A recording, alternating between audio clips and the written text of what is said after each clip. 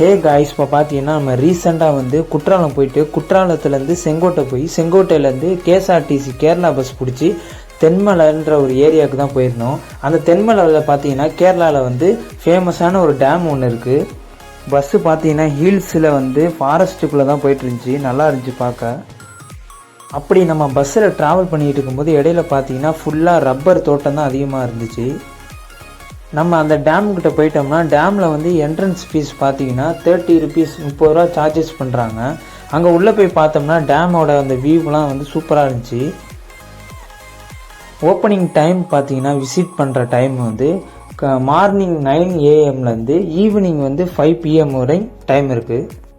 Next இந்த டேமை வந்து ஒரு லாங்லேருந்து பார்த்தோம். பார்க்க சூப்பராக இருந்துச்சு ஃபோட்டோ எடுத்துகிட்டு.